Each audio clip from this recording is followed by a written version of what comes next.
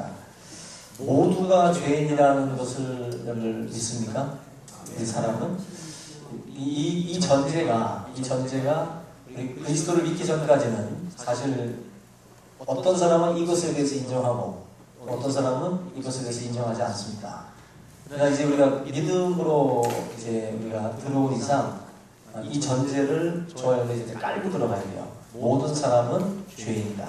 모든 사람들은 하나님 앞에 설 수 없는 죄인이다.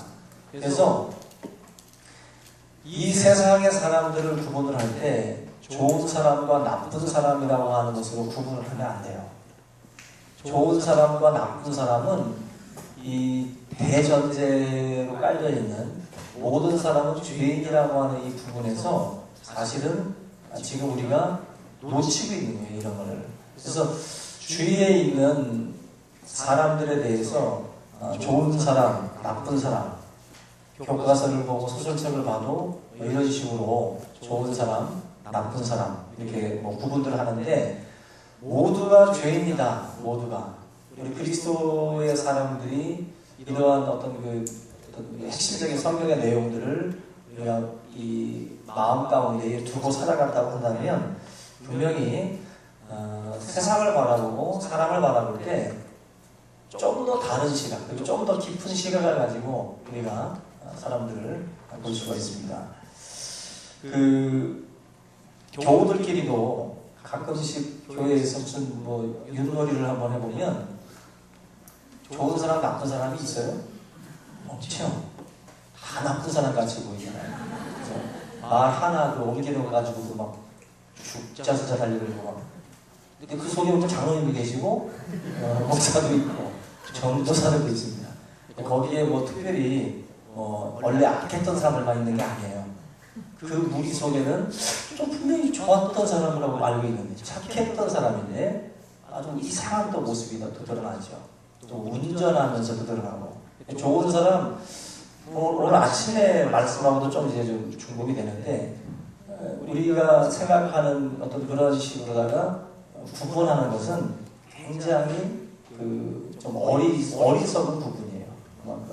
그래서 로마서에서 말씀하고 있는 그 진리처럼 우리가 모든 사람은 죄인이구나. 하나님 앞에 예수 그리스도가 없이는 그 누구도 온전하게 설 수 없는 그러한 부족한 죄인이구나. 이것만 우리가 깔고 나가도 벌써 달라진다고 생각이 됩니다. 어릴 때일수록 그런 게 있잖아요. 그죠? 좋은 나라, 나쁜 나라. 그죠? 빨간색, 파란색. 이렇게 해서 좋은 나라, 나쁜 나라들을 이렇게 사실 그리는데, 그렇게 구분할 수 없어요. 그렇게 구분할 수 없고, 모든 나라가 좋은 나라일 수도 있고, 나쁜 나라의 역할을 할 수도 있습니다. 그래서 좋은 정부, 나쁜 정부 없어요. 좋은 정부일 수도 있고, 나쁜 정부일 수도 있고, 모든 것이 다 같이 겹여서 간다는 것입니다. 예를 들면, 이 전쟁의 역사를 우리가 봐도, 그 세상에서 가장 지적인 민족이라고 알려져 있는 이 독일 민족이 얼마나 지적인 게 지금 봐도 굉장히 지적인 민족인데 이 독일 민족이 자행했던 일 중에 하나가 유대인 대학살이에요. 어떻게 그런 지성의 머리에서 그런 것이 나왔을까? 상상할 수 없는 일들이 그 속에서 벌어집니다. 그리고 가장 민주주의가 꽃피었다라고 하는 신사의 나라 영국에서는 바로 노예무역이 있었습니다. 노예무역. 뭔가 매치가 안 되죠. 매치가. 어떻게 독일에서 유대인 학살이 일어나고 어떻게 영국에서 노예무역이 성행을 하는가. 이게 도저히 있을 수 없는 일인데 그 속에 사람들의 양면이 있다는 거예요. 사람들의 양면이. 그래서 도저히 우리가 상상할 수 없는 그림들이 뜻하지 않게 우리들이 굉장히 선하게 여겼던 그곳에서도 일어나는 것을 우리가 많이들 볼 수가 있습니다. 예수님을 만나기 전까지 저도 그렇고 아마 그런 마음을 가졌을 거예요. 나만큼 착해보라고 그래. 나만큼. 그죠? 그런 생각을 많이 했죠. 지금도 그래요? 지금도 그러면 정신이 이상한 거지. 그렇게 정 목사가 강단에서 이렇게 떠들고 있는데도 아직도 그 생각으로 있다는 것은 프라이팬으로 맞든지 하여튼 어디 한 대 맞아야 되는 거. 아직도 나만큼만 살아보라고 그래. 이런 말이 나온다는 것은 아직도 모르는 거죠. 아직도. 성경에서는 그러한 우리들의 어떤 그 생각들에 대해서 아주 여지없이 그냥 비판을 하고 있습니다.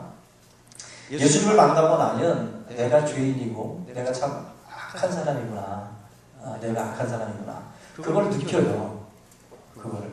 저도 예전에는요. 이건 뭐 어렸을 때 일이니까 또 질풍 노도의 시기에 했던 것이니까 뭐 이렇게 뭐 떡볶이를 먹는다든지 뭐 이럴 때도 뭐 토대는 걸 찔러가지고 그냥 주인 몰래 먹으면서도 나 참 똑똑해. 주인 몰래. 그리고 컨닝을 해도 그게 죄라는 생각을 전혀 못했어요. 제가 알려드렸죠. 컨닝하는 거. 항상 잘 들어. 좌측이 10단위, 우측이 1에서 9번까지. 그래서 11번은 왼쪽 한 번 치고 오른쪽 한 번 치면 11번 문제를 이제 물어보는 거예요. 그럼 이제 이놈이 딱딱딱 세 번째 주면 3번. 알았어. 그러면서 서로들 우리들 너무 똑똑하다. 어떤 감독관이 우리 밑에서 일어나는 일들을 알겠냐. 참 똑똑하다.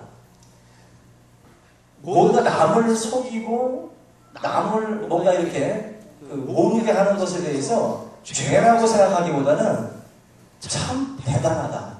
참 똑똑하다. 어쩌면 이렇게 머리를 잘 굴릴까. 그런 생각들을 했지 죄인이라는 생각을 못했어요. 진짜. 제가 드리는 말은 얼마나 참 애교 있는 이야기입니까? 어린 시절에. 여기 안에는 이건 상상할 수도 없는 죄들을 저지르고도 죄라고 못 느꼈던 분도 있을 거예요.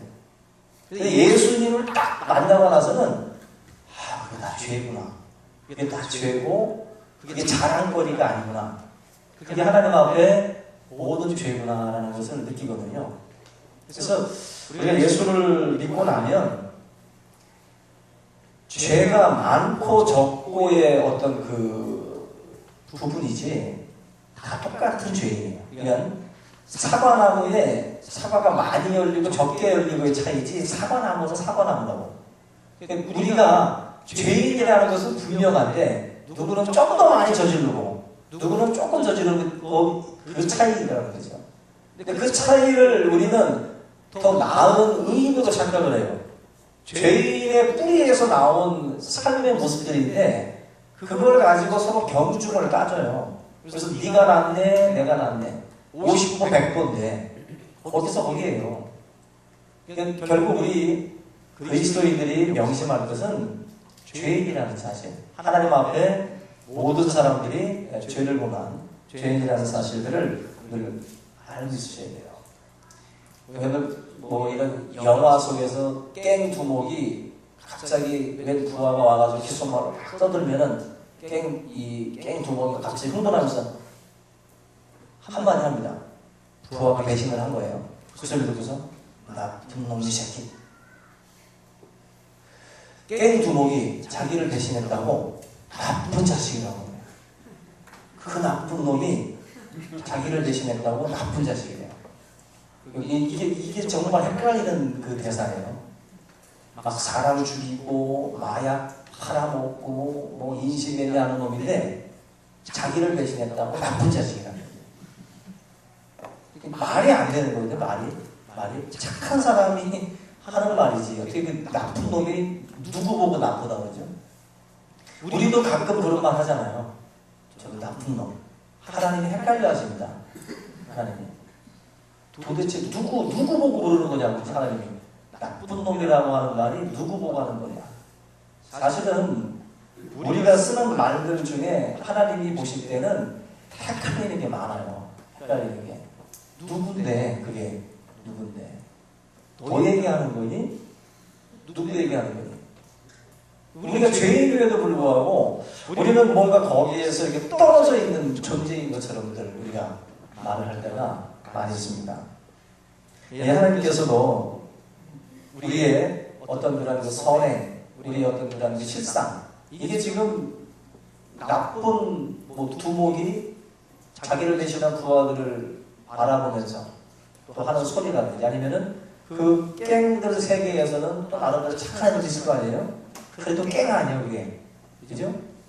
마치 우리의 선행이나 우리의 삶이라는 것이 그 속에 있는 거거든요.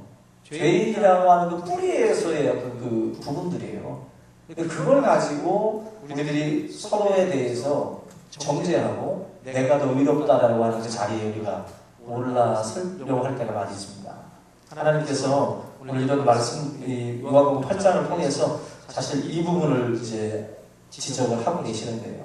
유명한 본문인데 사실 평소에는 우리가 이 사실을 잘 모르고 살아요.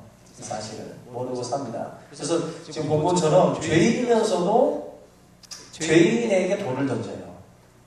죄인이면서 죄인에게 돌을 던져요.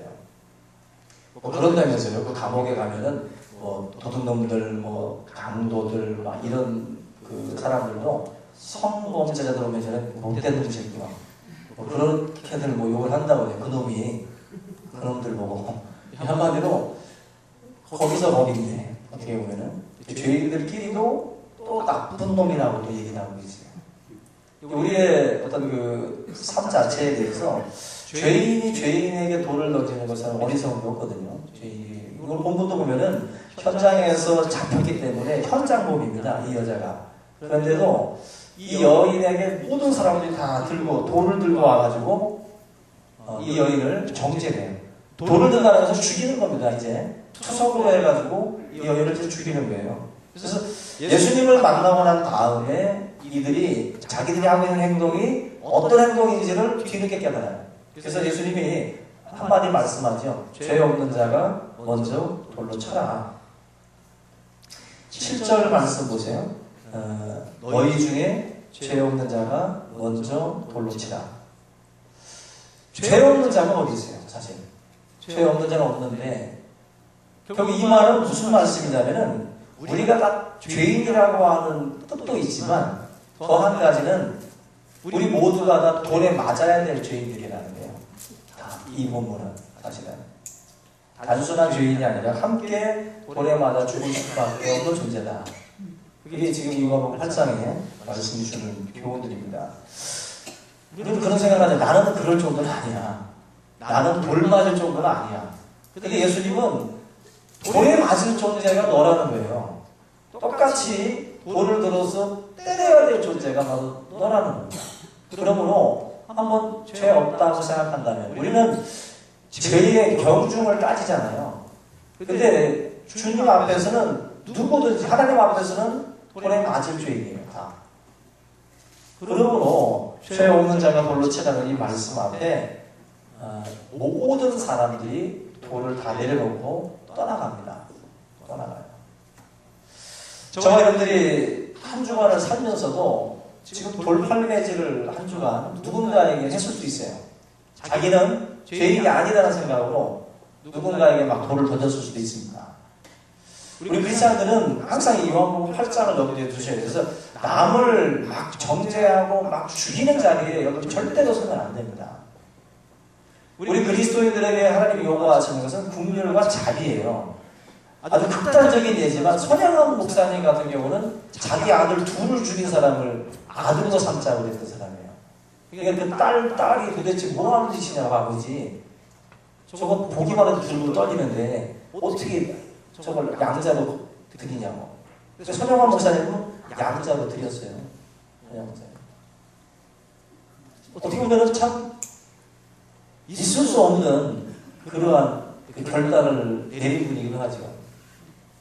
여러분 우리가 하나님 앞에 정말 어떤 많은 별개의 존재인 것처럼 그런 정죄하는 자리에 가기보다 긍휼과 자비의 마음을 하나님이 우리 그리스도인들이 갖기를 원하십니다. 정죄하는 건 두 번 할 수 있잖아요. 그죠? 그런 거요. 그런 거를 너무 빨리빨리 그런 일에 동조하기보다 저와 여러분은 기왕이면 긍휼히 여기고 자비롭게 여기는 그 일에 여러분들이 서 있을 수 있기를 주의 이름으로 부탁을 드립니다. 그러니까 우리가 그 어떤 이 겉으로 드러난 현장범의 이런 죄만 볼 것이 아니라 한 여인의 어떤 그런 그 불쌍한 부분들까지도 이렇게 내면까지도 들여다보고 국리를 여기려고 하는 그 마음들이 사실 우리 그리스도인에게 필요하거든요. 그래서 좀 더 깊이 보는 훈련들을 우리가 사실은 많이 해야 됩니다.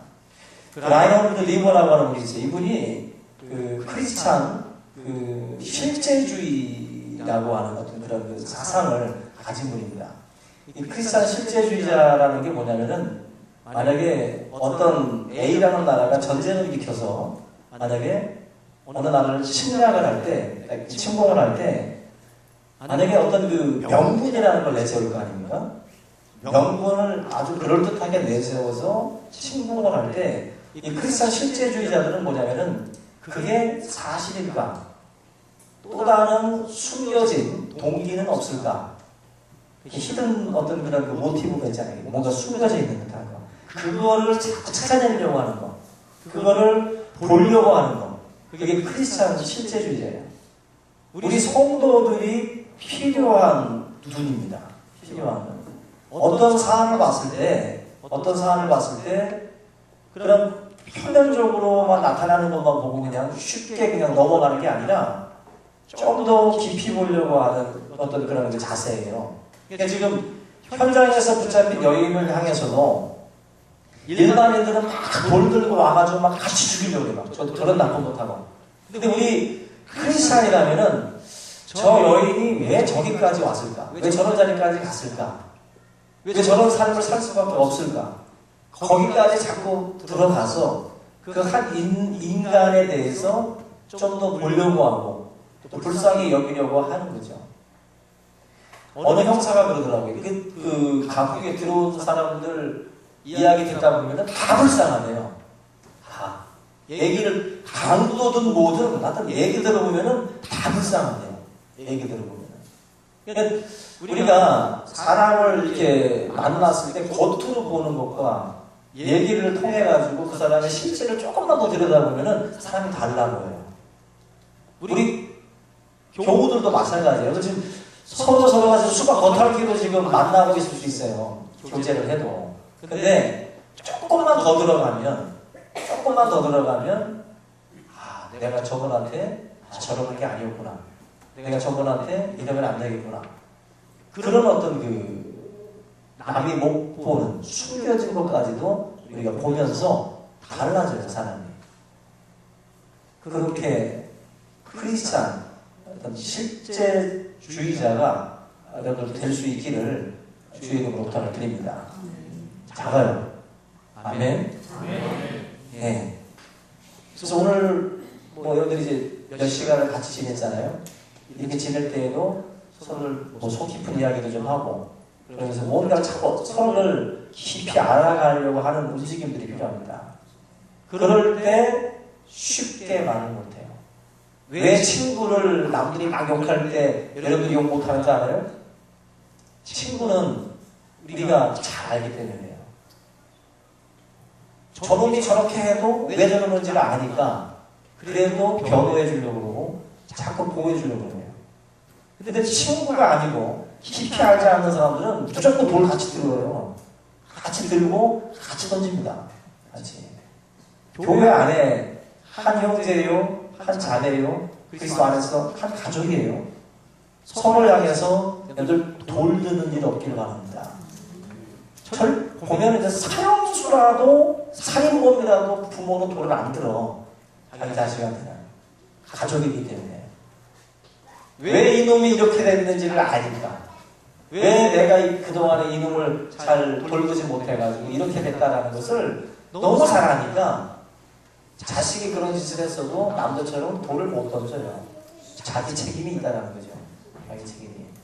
우리 크리스천들이 이런 부분에서는 좀 더 이런 훈련들을 계속해서 가질 필요가 있습니다.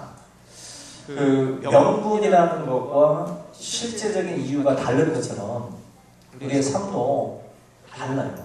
절대로 같지 않습니다. 겉으로 드러난 것과. 인지대란 때도 일본이 원래 명분이 뭐예요? 우리 중국 치러갈 거니까 길 좀 비켜달라고. 그죠? 명분은 그러고 들어온 거예요. 그리고 소련도 마찬가지입니다. 어떤 이런 썩어빠진 이런 그 어떤 자본주의들 이런 것들을 이제 싹 갈아엎는 어떤 명분이죠. 명분. 그런 것들을 앞에 내세우지만 실제적인 것은 달라요. 다른 거. 이걸 우리가 같이 못 보면 안 되는 것처럼 한 사람에 대해서도 똑같습니다. 도를 너무 빨리 드는 사람들이 있어요. 도를. 굉장히 성급한 겁니다. 지금 이 시간 돌을 쥐고 계신 분 있죠? 돌 쥐고 있는 분. 던지려고 지금. 내려놔야 돼요. 그건 지금 성급한 겁니다.